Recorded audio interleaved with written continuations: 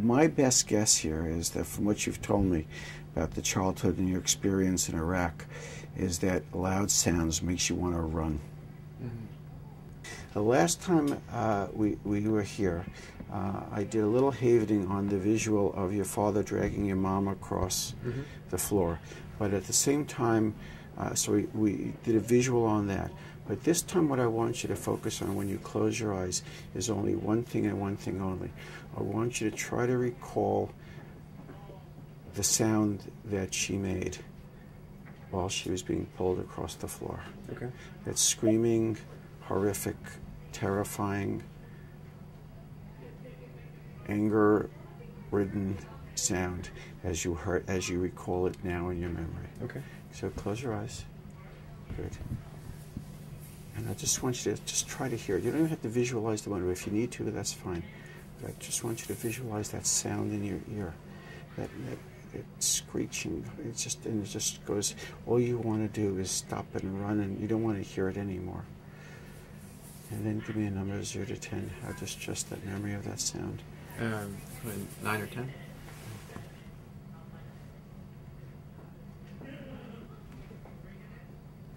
Open your eyes. Point them down to the left, down to the right. Good, look at me. Big circle with your eyes. Beautiful. The other way. Good. Close your eyes again. This time what I want you to do is imagine you're walking down a flight of stairs.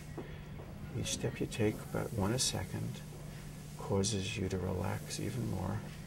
Do 20 steps, and when you get down to the bottom, there's a beautiful vista which relaxes you even more. And I want you to count out loud. 1, 2, 3, 19, 20. Beautiful, beautiful vista, more relaxed. Good. I want you to hum Take Me Out to the Ball Game again.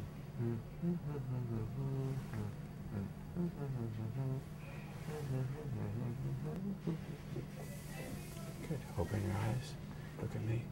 I want you to look up here, over here, here, and here. Up here, deep breath in.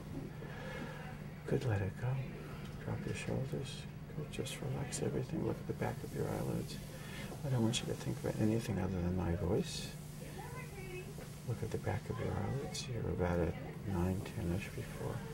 Where's the stress level without thinking about anything other than my voice? 4.5. Good boy. Open. Point your eyes down to the left, down to the right. Good, big circle. Good, the other way. Good, close your eyes. Good. Good. I think you were a 4.5, 5 before. About where are we now? 2. Outstanding. Good. Open your eyes. The last time we asked you to bring about 5 minutes ago, you got to attend and hearing that father's verse when he was in his mode. Can you close your eyes and you can see if you can still hear it at all? And if you can, tell me if it still causes distress.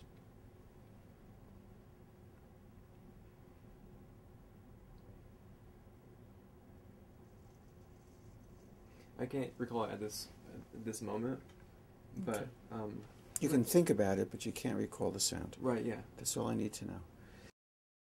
Rudin definitely did something for me. I am still trying to figure that out. It's been months after that, you know, and I know that immediately after he did the havening, like during those meetings, I felt awesome. Like there's complete elation, and I would go home feeling great, you know, and then optimistic about the next day, you know, like what I could do, you know. I just wanted to keep that feeling, and what I found is that like weeks, you know, days or weeks after that, I would still have that residual feeling, you know, it'd fade, but it didn't disappear. So I feel like I'm still up sort of a level.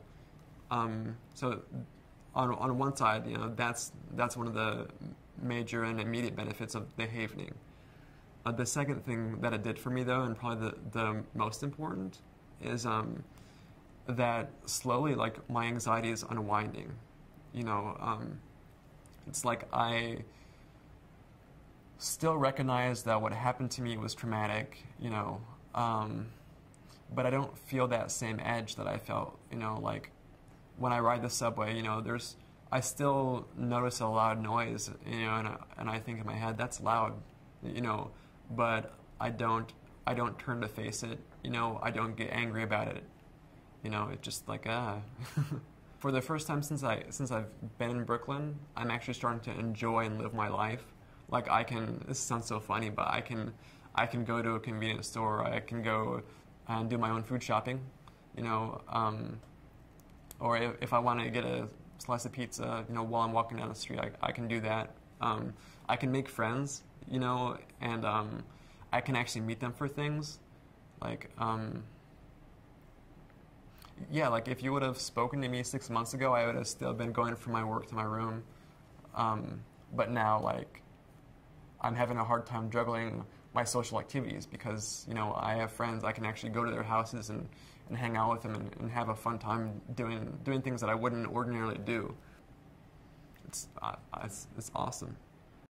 All of us know that if there's an emotional event that happens, it's very hard for us to get it out of our head.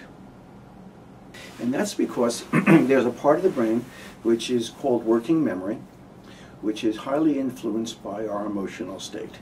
And working memory is the part of the brain which we use to bring stuff into conscious awareness so that we can manipulate it. And so the working memory then sends information to the amygdala. So in order for us now to delink this process, we have to take the working memory and shut off the emotional thing so we can then have a chance at shutting down or depotentiating this receptor. So the goal then is, once we've activated this process, we want to stop the outflow of the amygdala, which produces the emotional state, which sustains this process in its loop. And so we do is we distract the individual. So we do a distraction technique, which I'll describe in a moment, and at the same time we do the havening touch, which goes to depotentiate the receptor. Well, we began to see if we could figure out why the simple use of touch would allow us to delink or essentially disrupt the memory of the event from the emotional component of the event. There had to be some neurochemical or neuroelectrical chemical process that did this. We then turned to the work of Professor Tiffany Field at the University of Miami, who studied massage in infants. And sure enough, what she discovered, that if you took newborn infants in the ICU, very stressful situation for the infants, and performed simple massage, not poking and not tapping, but simple massage, it caused a rise of two neurochemicals, which are called dopamine and serotonin, and a decrease in the stress hormone cortisol. Well, we thought this might provide a very interesting mechanism by which we could be able to delink this process. So what we do is we have the individual first close their eyes, and then I do a little bit of a havening touch. I touch their forehead, I kind of thump them on the chest, I have them do little eye rolls, and then I have them close their eyes, and then I have them, have them walking up a flight of stairs. And I use a little, what we call little neurolinguistic programming. I say each time you take a step causes you to relax even further. And I have them count 1 to 20 as they climb to the top of the staircase. And at the top of the staircase, I want you to see this beautiful vista which causes you to relax even further. And then, once they finish the phonological component, while I'm continually havening them, I ask them for another SUD. And invariably it drops a few points. Sometimes it drops dramatically, sometimes it drops a little bit, and then I repeat the process. And you repeat this process until you bring down the SUD, if possible, down to 0. But the technique involves activation of the emotional component and these two phonological and spatial sort of things to distract yourself from in the working memory, which prevents the emotional content from activating the amygdala. The havening touch simultaneously causes an electrochemical event to occur in the brain, which caused the depotentiation of that receptor, and the event goes away.